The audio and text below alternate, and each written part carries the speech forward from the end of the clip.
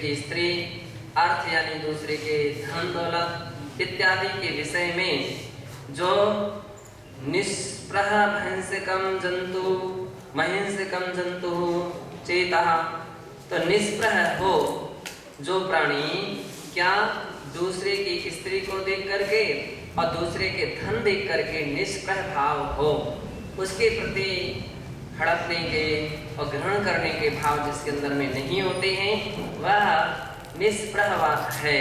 और वही अहिंसकम चेत निष्प्रह हो और प्राणी जगत में जंतुषु अहिंसकम, अब 3 बातें कह दिया कि पर स्त्री के विषय में और पर पुरुष के विषय में निष्प्रह हो, उसकी अपेक्षा आकांक्षा ना रखता हो। और दूसरी बात क्या कह दी कि जो प्राणी को जंतुओं के विषय में, प्राणी जगत के विषय में अहिंसक हो, उसकी हिंसा आदि की भावना ना हो, उनकी रक्षा की भावना हो। और इसी दुश्छेदयांतर मलहृत दुर्भेद आंतरिक मल को दूर करने वाला क्या चीज है? तदेव शौचम परम नान्यत, वही परम शौच धर्म है, नान्यत, इसके अलावा और दूसरा कोई शौच धर्म नहीं हो सकता है। शौच त्याग धर्मयोः अंतरम वर्तते, शौच धर्म में और त्याग धर्म में अंतर है। क्या है? त्यागस्तु सन्निहितस्यैव दानम, त्याग के अंदर में तो दान निहित है, सन्निहित पदार्थ का ही दान यह तो त्याग है। और या संयमी जो है अथवा संयतेभ्यो योग्य ज्ञानादि दानम त्यागोच्यते, संयतेभ्यो संयमी मुनिजनों के लिए जो योग्य ज्ञानादि दानम, योग्य ज्ञान आदि का प्रदान करना, ज्ञान देना, ये क्या है? त्याग है। इसका दान करना त्याग है। लोभस्तु सन्निहिते असन्निहिते से संभवति, तो बदला है त्याग तो सन्निहित जो है उसके विषय में त्याग किया जाता है, और लोभ क्या है? जो हो अथवा ना भी हो, दोनों के विषय में व्यक्ति के अंदर में लोभ रहता है, ऐसा रहता है। तो कह रहे हैं कि लोभ विद्यमान अथवा अविद्यमान दोनों पदार्थों के विषय में होता है। यत्र असन्निहितेपि परिग्रह कर्मोदय वसाद वृद्धिर्जायते, जहां अविद्यमान परिग्रह भी कर्मोदय वसाद लोभ हो जाता है ना। असन्निहित अर्थात जो नहीं ऐसे पदार्थों के विषय में भी लोगों में वृद्धि देखी जाती है। जैसे कि अपन लोगों ने कहानी पढ़ी है कि घसियारा ने क्या स्वप्न देखा कि हम चक्रवर्ती राजा बन गए, चक्रवर्ती बन गए, हमारे पास इतना वैभव हो गया, इतना संपदा। अब तो केवल स्वप्न देखना है ना। स्वप्न में कल्पनाओं का विषय लोभी व्यक्ति, कैसा लोभी? कल्पना, केवल पूरी कल्पनाएं, मैं ऐसा ऐसा ऐसा ऐसा। बहुत सारे लोग ऐसे रहते हैं कि कुछ भी नहीं है। कई बार ऐसा सुनने में आता कि दो व्यक्तियों, दो खेत वालों में झगड़ा हो गया, दो किसानों में झगड़ा हो गया। किसको लेकर के? खेत को लेकर के। क्या बात को लेकर के झगड़ा हुआ दो व्यक्तियों में?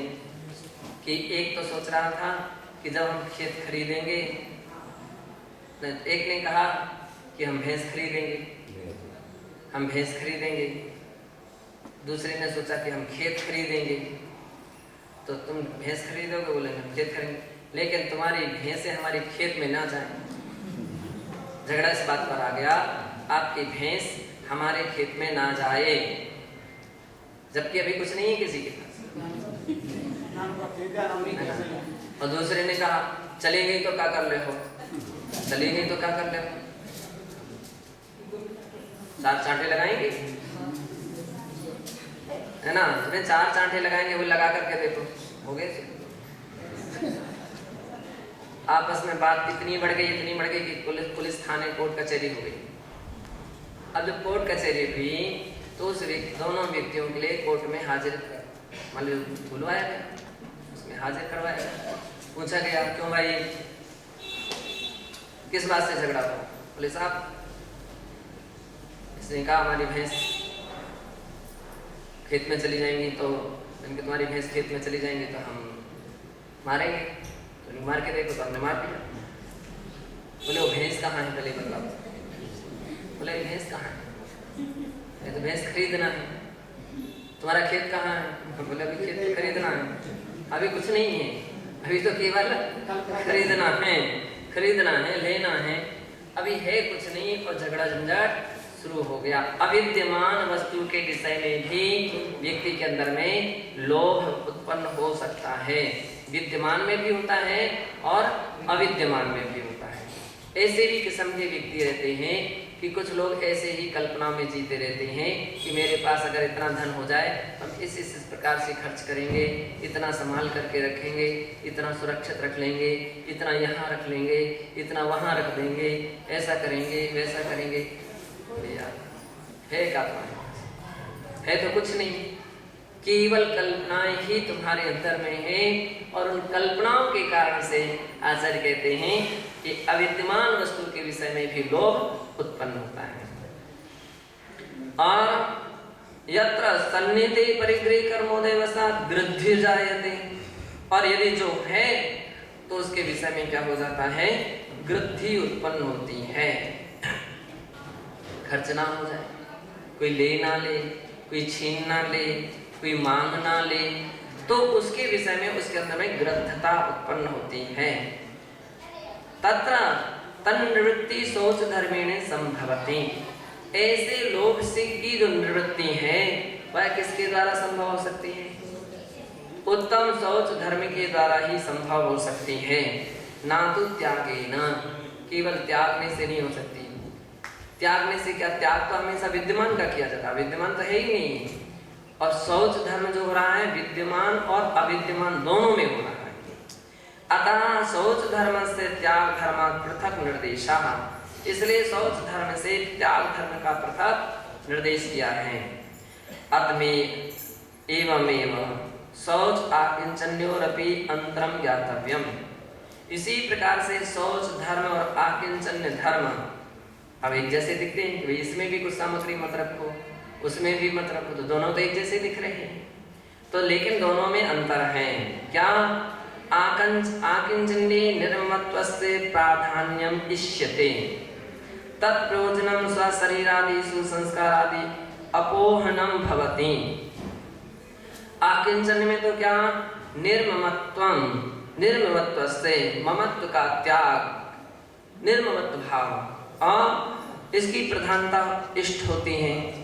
और तत्प्रयोजनम, और उस प्रयोजन के लिए शरीर आदि सुसंस्कार आदि अपोहनम, और जो अपने शरीर आदि के संस्कार के विषय में जो अपोहन यानी छोड़ना त्याग करना है, इस प्रकार से होता है। आकिंचन की विशेषता है। लेकिन शौचे तो प्रकृष्ट लोभ निवृत्ति प्राधान्यम इष्टम, और वहां तो जो बढ़ता हुआ लोभ था उस लोभ के विषय में त्याग की भावना होती है। यह प्रधानता दोनों में है। यहाँ तो क्या है कि जो बढ़ती हुई लोभ की वृत्ति है वो छुड़ाई जा रही है, और वहां पर क्या था, आकिंचन में ममत्व भाव का ही त्याग कराया जा रहा है। बाह्य वस्तु का तो त्याग कर ही दिए हैं, लेकिन शरीर आदि के प्रति भी मोह भाव आदि नहीं होना चाहिए, उसके प्रति भी ममत्व भाव नहीं होना चाहिए, इसका भी यहाँ त्याग कराया गया। ये दोनों में लोभ में संग्रह व्यक्ति है।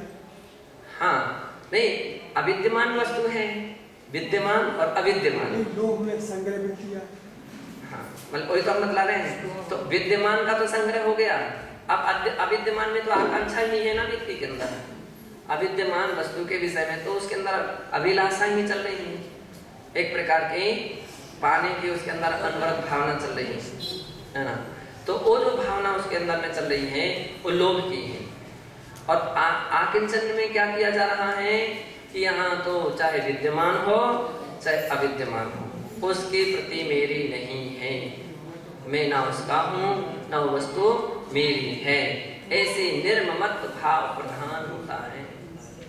ये मेरा स्वभाव नहीं है, ना वो उनका वो पदार्थ मेरे हो सकते हैं ना मैं उनका हो सकता हूँ, ऐसी उसमें अवधारणा हुआ करती है। तो इस प्रकार से जो अवस्था विशेष हुआ करती है वो आकिंचन है। शौच धर्म पोषणार्थम विशेष भावना भी शास्त्रे प्रोक्ता। शौच धर्म की पुष्टि के लिए विशेष प्रकार की भावनाएं भी होती हैं, जिसे शास्त्रों में कहा है। यथा भगवती आराधना ग्रंथे ता निर्देशाः, जैसे कि उनके ही विषय में भगवती आराधना ग्रंथ की गाथा 1431 से 1433 तीन गाथाओं में निर्देश किया है। वहां पर कहते हैं लोभे कैवियथो रणहोई पुरुषस्य अपरिभोगस्य अकैवी हवदि लोभे अर्थो परिभोगवन्तस्य।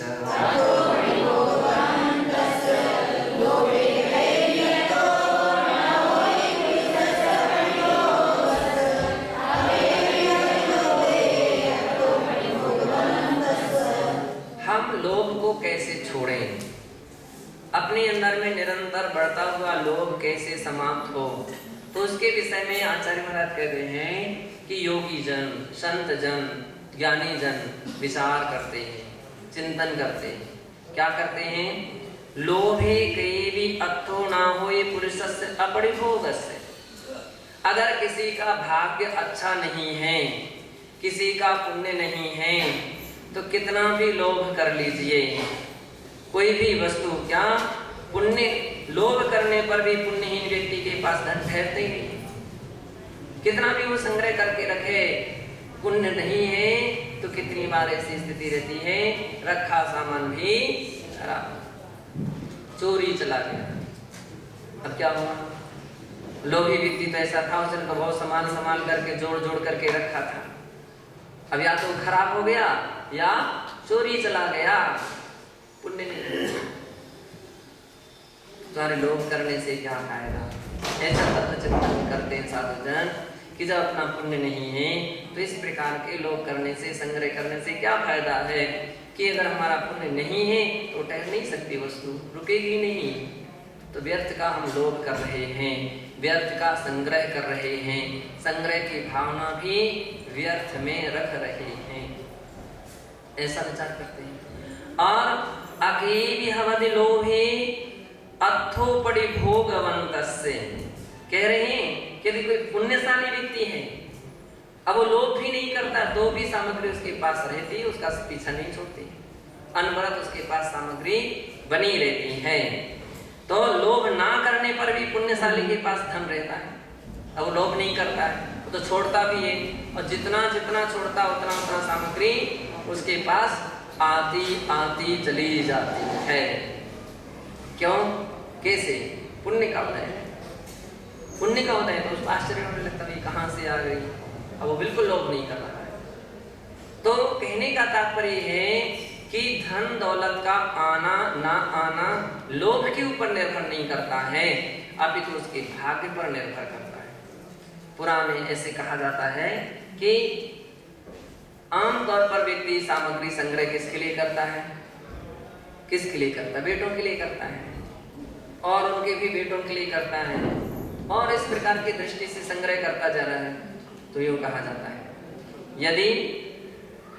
यदि पुत्र कुपुत्र तो गाधन संचय, पुत्र सुपुत्र तो, यदि पुत्र कुपुत्र है सारे संचय करने से क्या फायदा? तुम कितना भी सोच लो, 1 पीढ़ी 2 पीढ़ी 3 पीढ़ी 10 पीढ़ी कितना भी सोच लीजिए, अगर वो पुण्यात्मा नहीं है तो वहां तक क्या वो एक ही दिन में गमा देगा।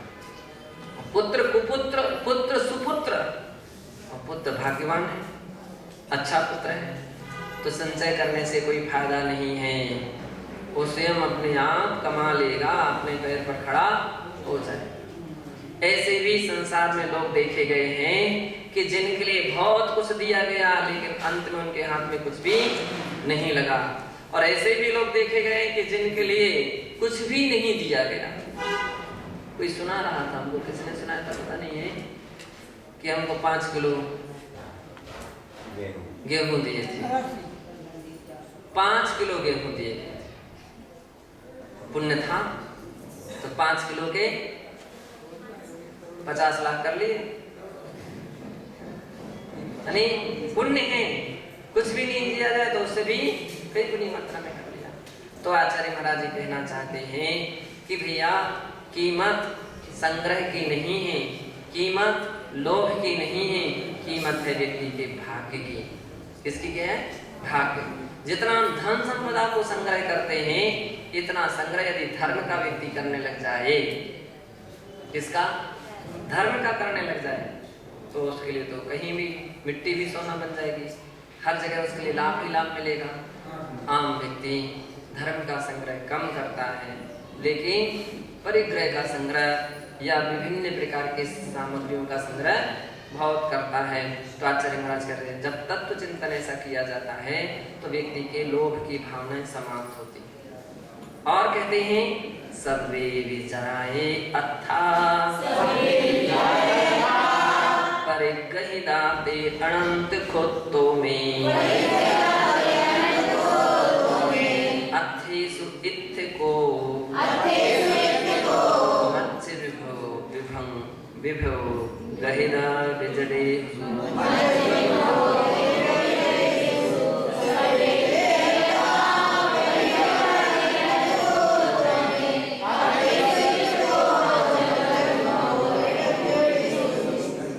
कह रहे हैं सभी भी जय अथा, जितने भी अर्थ यानी पदार्थ संसार में हैं, परिग्रहिदाते अनंत खुत्तों में उन समस्त पदार्थों के लिए हमने अनंत अनंतवार ग्रहण किए। जब द्रव्य संसार का कथन करते हैं उद्गल संसार का, तो सभी विपुगला खलु कंसो भुत्तो दियाना उज्जणे असुई अनंत खुत्तो, है ना, उद्गल पर्यठ संसार ऐसा कहा जाता है।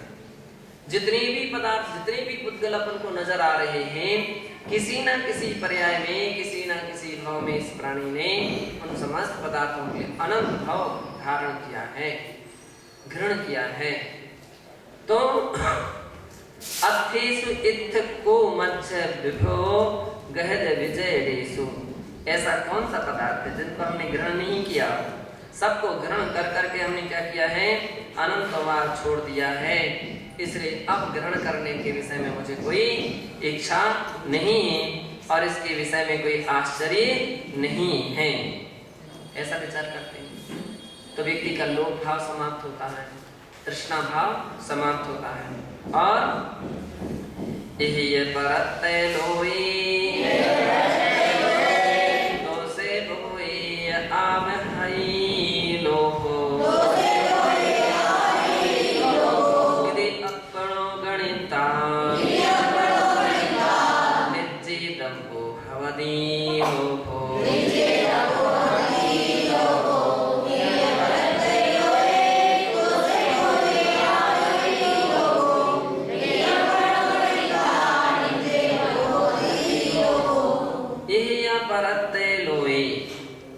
लोभ जो है इस लोक और परलोक में दोषे बहुए हवाई लोभो, है ना, तो वह लोभ अनेक प्रकार के दोषों को उत्पन्न करता है। लोभ जो है अर्थस्योपार्जने दुःखम अर्जितस्य च रक्षणे आये दुःखम व्यये दुःखम तिगर्थम किम प्रयोजनम। तो उपार्जन में भी दुख, खर्च करने में भी दुख, आने में भी दुख, जाने में भी दुख और उसके संग्रह करने में भी दुख है। ऐसा विचार करके संत पुरुष जो रहते हैं, साधुजन रहते हैं, वो कहते हैं धिक अर्थम किम प्रयोजनम, ऐसे अर्थ से मेरे लिए क्या प्रयोजन, मुझे नहीं चाहिए। वे उस अर्थ की अपेक्षा नहीं रखते, मुझे ऐसा धन, ऐसा अर्थ नहीं चाहिए। तो यहाँ इस प्रकार से कहा गया। ऐसा जब विचार करते हैं, चिंतन करते हैं, तो भी लोभ की जो इच्छाएं रहती हैं वह व्यक्ति की कम होती हैं, वो समाप्त हो जाती हैं। तथा च ज्ञानार्णवे च प्रतिपादितं दृश्यते। हाँ, ज्ञानार्णव में भी इस बात का प्रतिपादन किया जाता है, कहा जाता है कि उसमें 18वें श्लोक 18वें अध्याय के 106 से 108 में ये बात कही गई है। शोकेनापीक्षया जातो न भर्तुर्मुदरं क्षमा लोभात् तथापि वाञ्छन्ति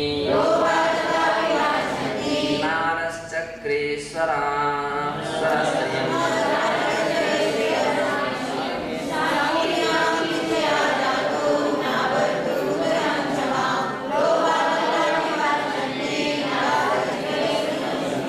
कह रहे कि जो व्यक्ति संसार में साके नापीक्षया जंतु ना भरतो मुद्रम क्षमा, पेट भरने में साग भी पूरी नहीं मिल पा रही है जिसको, कैसे साग सब्जी भी पेट भर नहीं मिल पा रही है, और ऐसा व्यक्ति लोभात लोभ से वांछन्ति नराश्चक्रेश्वर श्रियम, नराश्चक्रेश्वर यानी चक्रवर्ती की जो श्री अर्थात धन है, वैभव है, उस धन की कामना चाहे, कामना करे तो क्या इस लोग की इच्छा किया करते हैं। तो इसमें बड़ा आश्चर्य है कि जो लोग यद्यपि अपनी इच्छा के अनुसार साग से भी अपना पेट भरने में समर्थ नहीं है, वे लोभवश चक्रवर्ती की लक्ष्मी की चाह किया करते हैं। कितनी बड़ी आश्चर्य की बात। अरे भैया, चक्रवर्ती की क्षमता बहुत दूर रही, पहले तुम अपना पेट भरो, है ना, और जो है उसमें संतोष रखो, तो ऐसा कुछ रहेगा तब तो ठीक है। केवल चक्रवर्ती के स्वप्न देखने से कोई फायदा नहीं है। स्वामी गुरु बंधुर वृद्धान अबला बलाश्च जीर्ण दीनादीन व्यापाद्य विगत संको लोभातो वित्तमादत्ते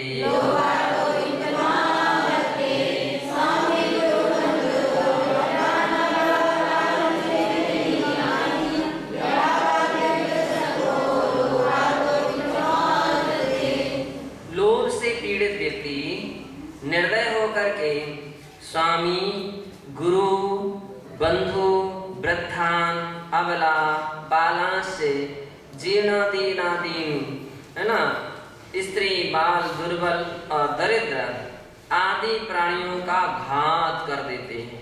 किसके कारण से घात कर देते हैं? लोभ के कारण से। तो शास्त्र में बहुत सारी ऐसी कहानियां आती हैं कि लोभी व्यक्ति ने, नौकर ने क्या किया, अपने मालिक को रोज रोज प्राय करके ऐसे उदाहरण आ रहे हैं, कहीं का भी है कि केवल लोभ के वशीभूत होकर के घर का जो कर्मचारी था, घर का नौकर था, उसने ही मालिक को मार दिया। काष्टांगार शास्त्रीय उदाहरण है, काष्टांगार। और ऐसे भी उदाहरण हैं कि लोभी शिष्य ने अपने गुरु को भी मार दिया। किसने? लोभी शिष्य ने। अब जब आप पढ़ेंगे शास्त्र तो आपको मालूम चलेगा कैसे कौन थे। वैसे हैं श्वेतपट जो है, उनके हवाले मिलता है कि उन्होंने सब मिलजुल करके गुरु को ही खत्म कर दिया, लोभी शिष्य। और बंधु रोज रोज अखबार में आया, बेटे ने पिता को मार दिया, बेटे ने पिता को मार दिया। किसके लिए? जमीन के कारण से, धन दौलत के कारण से। बड़े बड़े राजा महाराजाओं के युद्ध, कई बार ऐसे युद्ध भी हुए केवल राजनीति के लिए। और कितनी माँ अपने बेटे को मरवा दिया, माँ ने, अथवा बेटे ने माँ को, पिता ने बेटे को या बेटे ने पिता को। बंधुओं को, कुटुंबियों को, अबला बालांश, अबला स्त्री के लिए, लोभी व्यक्तियों।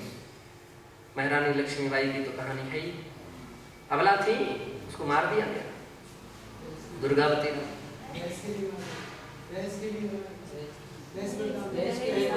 दहेज प्रथा की स्थितियां रोज देखने में आती हैं। अगला बालाश और बाला या बालक लोभी व्यक्तियों ने अपने बेटे को खत्म कर दिया। जीर्ण दीन आदि और दुर्बल दरिद्र आदि प्राणियों का भी पैसे वाले होते, शक्तिशाली होते तो निर्बल व्यक्तियों के जमीन जगह पर अतिक्रमण कर जाते हैं, अतिक्रमण कर लेते हैं, अतिक्रमण हो गया। तो इस प्रकार की स्थितियां देखी जाती है। और तो क्या अतिक्रमण क्या था, तुम भी कर दिया तो मार भी दिया जाता है। तो इस प्रकार से घात करते हुए, धन का ग्रहण करते हुए संसार में बहुत सारे लोग ऐसे देखे जाते हैं। और एक चित सिद्धांत दोषा सभ्रस्य साधिका प्रोक्ता प्रवन्ति निर्विचारम् ते लोहादेव जन्तूनाम्।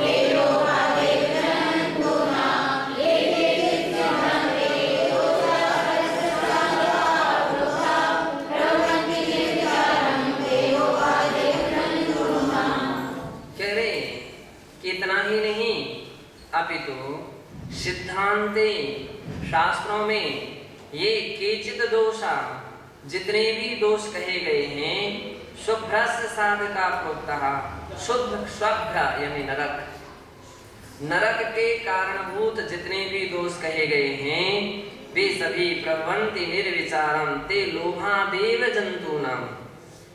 विवेक रहित जो इस प्रकार की अवस्था उत्पन्न होती हैं वह केवल लोभी व्यक्तियों के अंदर में ही हुआ करती है। लोभी व्यक्ति के अंदर में भी इस प्रकार की इच्छा, तृष्णा, भावनाएं अनवरत पनपती रहती हैं। स्वप्न बहुत सारे देखता, बहुत सारी कल्पनाएं, बहुत सारी इच्छा, ये हो जाए वो हो जाए, लेकिन बंधु अब उसके साथ क्या चाहिए, पुण्य भी तो चाहिए। पुण्य नहीं है तो फिर इसलिए तत्व विचारक लोगों को चाहिए, तत्व चिंतक व्यक्तियों को चाहिए, तत्व मनुष्यों को चाहिए कि निरंतर जब इस प्रकार के तत्व का चिंतन करें, ऐसा चिंतन करें कि जिससे इस प्रकार की भावनाएं ही समाप्त हो जाएं। ऐसी भावना ही अपने अंदर में उत्पन्न ना हो कि मुझे ऐसी वस्तु मिल जाए, ऐसी यानी सीधा तात्पर्य है अनावश्यक व्यर्थ की कल्पना जाल में नहीं फंसना चाहिए। क्यों? अरे वस्तु जब होगी जब होगी, केवल विचार करने से तुम क्यों कर्म का बंद कर रहे हो, क्यों कर्म का आश्रय बंद कर रहे हो। हम चक्रवर्ती होते तो ऐसे होते, हम महाराजा होते तो ऐसे होते, इस प्रकार के राज्य करते और ऐसे हम दिग्विजय यात्रा करते और इस प्रकार के सोने के सिंहासन पर, रत्न जड़ित सिंहासन पर बैठते और इतने 56 प्रकार के भोजन करते। ये केवल तुम्हारी तंदुल मत्स्य की भावना है। कैसी है? तंदुल मत्स्य जैसी भावना है। ये जो कल्पनाएं अज्ञानी व्यक्ति करता है, विवेक रहित विवेकहीन व्यक्ति वो कर रहा है कि तुम्हारे पास है तो कुछ नहीं, तुम कल्पनाओं के द्वारा कर्म का आश्रय बंद कर रहे हो, केवल भावनाओं से कर्म बांध रहे हो। क्या वो चक्रवर्ती था, वो जो कुछ भी था, फिर भी उतना सब कुछ होने पर बैरागी थे, और आपके पास कुछ भी नहीं फिर भी तुम चक्रवर्ती की कल्पना में डूबे हुए हो। तो कितनी बड़ी अज्ञानता है। और अनावश्यक हम अपन लोग कर्म का आश्रय बंद करते हैं। इसलिए अज्ञानी जीव तो कदम कदम पर कर्म बांधता है, और ज्ञानी जीव क्या होता है? कदम कदम पर कर्म की संवर नजरा करता है। चक्रवर्ती भरत हर कदम कदम पर उनके कर्मों की नजरा करते थे, संवर करते थे, इतने वैराग्य भावना में लीन रहते थे। सब कुछ वैभव पा करके भी कमल की तरह से अलिप्त रहते थे, जल से अलिप्त की तरह रहते थे, है ना। ऐसे वो भरत चक्रवर्ती थे। तो कभी ना कभी अपन को ऐसे तत्व चिंतन में जब अपन को उतरना चाहिए। और जब व्यक्ति ऐसे चिंतन में उतरता है तो उसकी सारी जो तृष्णाएं हैं, आकांक्षाएं हैं, तो ये सारी आकांक्षाएं तृष्णाएं समाप्त होती हैं, ऐसा जानना चाहिए। शौच धर्मस्य मूलम शुचित्वम से द्विधा भण्यते। शौच धर्म के मूल जो शुचिता है वह दो प्रकार से कही गई हैं। लौकिका लोकोत्तरश्च, एक लौकिक और दूसरी लोकोत्तर।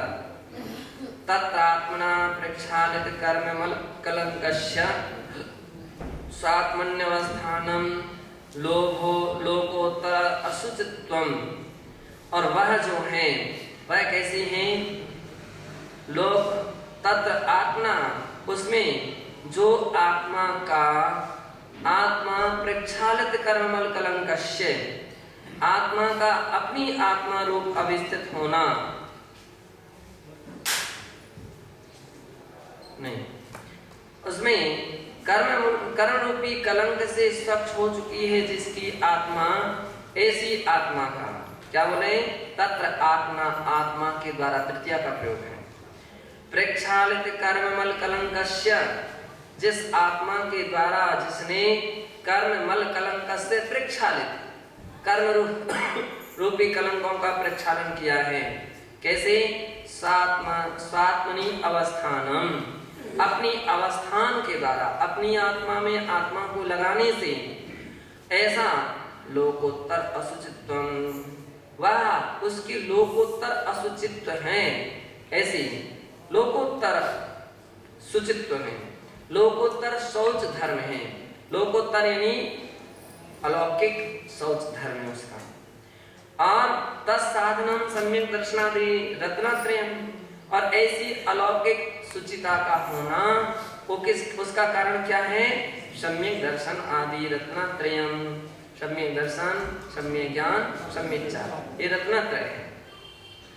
तदवंतस्य ये साधवा, अथवा उससे युक्त जो साधु जन हैं, तद अधिष्ठान भूतानि निर्वाण भूम्यादीनि तत्प्राप्ति उपायत्वात् सुचित व्यपदेशम अर्हन्ति। और कह रहे हैं कि उनसे अधिष्ठित जो निर्वाण क्षेत्र आदि हैं, निर्वाण भूमियां हैं आदि भी शुचि कही जाती है, उसमें भी शुचिपना कहलाती है। निर्वाण क्षेत्र पवित्र स्थान माना जाता है, क्योंकि लौकिकम शुचित्वम, क्योंकि उक्त शुचिता को प्राप्त करने में उपाय भूत हैं, एक कारण है। ये क्या है? ऐसे स्थान को जब व्यक्ति पहुंचता है तो फिर उसकी भावना में और निर्मलता आती है। धन्य है ये वह स्थान है जहाँ से ऋषभनाथ भगवान का मोक्ष हुआ है, अथवा जगन्नाथ भगवान का मोक्ष हुआ है, पारसनाथ भगवान का मोक्ष हुआ है, नेमिनाथ भगवान का मोक्ष हुआ है। उन स्थानों में पाकर के जब ऐसे उसके अंदर में धन्य है स्थान।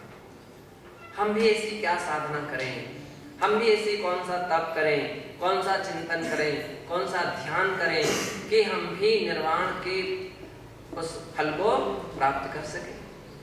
तो इस कारण से निर्वाण भूमियां भी क्या कही जाती हैं? शौच के लिए, एक प्रकार के उत्तम शौच धर्म के लिए, शुचिता के लिए कारणभूत मानी जाती है। लौकिकम शुचित्वम से भस्म सलिल मृतिकादि भेद भिन्नम। और लौकिक शुचि क्या है? भस्म, राख। अभी लौकिक शुचि है, राख पवित्रता का एक हेतु मानी गई है। बर्तन को साफ करने के लिए किससे साफ करना चाहिए? ये अपनी प्राचीन परिपाटी तो रही है। और वो भी राख, कैसी राख? पुराने समय में जब बर्तन मांजे जाते थे तो पानी से धोने के बाद सूखी राख से बर्तन मांजे जाते थे। कैसी राख से? सूखी राख से। जब हमारा बिहार पहले चातुर्मास के पश्चात यानी भावनगर से पांचवा के लिए हो रहा था तो पहले से बोल दिया जाता था। वो बर्तन वाली थी तो सूखी राख से मांजना। वो जो उनकी श्रीमती जी थी चतुर्भुज जी की, है ना, पहले बोलते थे सूखी राख से मांजना। सूखी राख से मंजे मजे हैं क्या? सूखी राख से मंजे। इसके उपरांत फिर कपड़े से कौन से जाएंगे? फिर वो बर्तन रखे जाएंगे। ऐसे मतलब पहले भी पानी से धोते थे, फिर गीले मांजते होंगे, फिर क्या पता कैसे करते। नहीं, पहले तो पानी से धोते ही हैं, भाई मीठा सब धो लेते हैं। और इसके उपरांत एक बार पानी से धो लेंगे। हाँ, अंत में जा करके इस प्रकार से मान करके रख देंगे। और हमारे बुंदेलखंड में मंदिरों में भी परंपरा रही है, प्राय अगर मंदिर में जो बर्तन मांजे जाते हैं सूखे, लेकिन वो सूखे और पूरे ऐसे एक बड़े उस बर्तन में रखी रहती है पूरे के पूरे, और व्यक्ति मालिक उसी में ही मांजता रहता है। सूखे बर्तन गीले पानी से नहीं, आज के समय मंदिरों में भी गीले पानी से बर्तन सर्प के द्वारा धो करके रख देते हैं। तो फिर इस प्रकार से भस्म पवित्रता का कारण, जल शुद्धि, जल के द्वारा शुद्धि की जाती है। पूजा वगैरह करते हैं तो जल शुद्धि, मिट्टी शुद्धि, हाथ वगैरह धोने के लिए मिट्टी से शुद्धि, तो अपने यहाँ परंपरा चली रही। मृतिका शुद्धि, लेकिन कभी बेसन से शुद्धि का उल्लेख नहीं मिला। मृतिका शुद्धि का तो है, लेकिन बेसन से शुद्धि करने का कहीं उल्लेख नहीं मिला कि बेसन से हाथ धोना चाहिए। वो तो कल मात्र अपन चौके में चिकनाई दूर करने के लिए है ना, लेकिन शौच आदि से आते हैं तो उस समय तो मिट्टी से ही शुद्धि करना चाहिए। उस समय कोई वो नहीं ले जाना चाहिए। तो मिट्टी शुद्धि, मृतिका, कई जगह है गोमय शुद्धि का भी उल्लेख आता है। पुराने समय में जब मिट्टी के मकान आदि होते थे और मिट्टी के मकान आदि होते थे तो उनके लिए व्यक्ति शुद्ध करने का तरीका क्या था? गोबर से लीप लिया,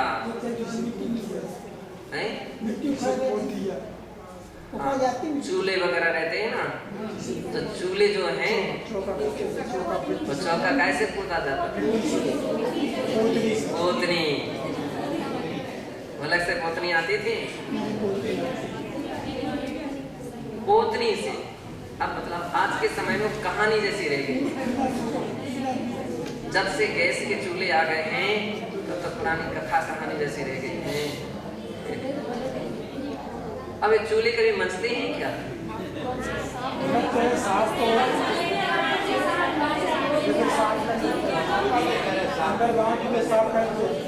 रोज गैस के चूल्हे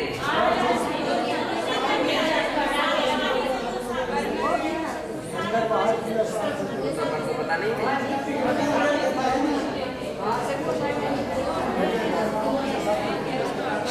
ये और पार्ट जोड़ना चाहिए कि तब कहीं उस शुद्धि उसकी मानी जा सकती है। घर में जब तक चूल्हे के ऊपर चूल्हे को पोतनी से ना पोत लिया जाए तो बासा चूल्हा कहा जाता है। सकरा चूल्हा है बासा। तो उसके लिए क्या करना पड़ता था? पक्का ही पक्का है, वो तो रोज का काम था कि बाद में खाना बनने के बाद सब कुछ काम हो जाने के बाद वहाँ पर सफाई की जाएगी और फिर पोतनी से क्या उससे पोता जाएगा। तो इस प्रकार के अनेक प्रकार के ये सब कौन सी शुद्धि है? ये लौकिक शुद्धियां हैं। ये क्या है? लौकिक शुद्धियां। लौकिक भी उचित है और पारमार्थिक भी होना चाहिए, दोनों होना चाहिए। एवं सर्वविध लोभ निवृत्ति रूपम सुचित्वम सम्यक विज्ञाय, इस प्रकार के सभी प्रकार के लोभ से निवृत्ति रूप सुचित्व यानी पवित्रता को सम्यक विज्ञाय अच्छी तरह से जानकर, हे भव्य मनीषिन उत्तम शौच धर्मम नित्यम भावीति गाथायास तात्पर्यम।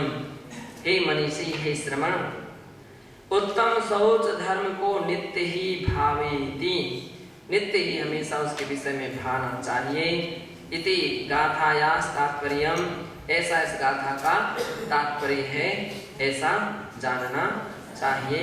शेष कथन। अब तो कथन क्या 10 दिन के लिए 12 दिन के लिए संयम धर्म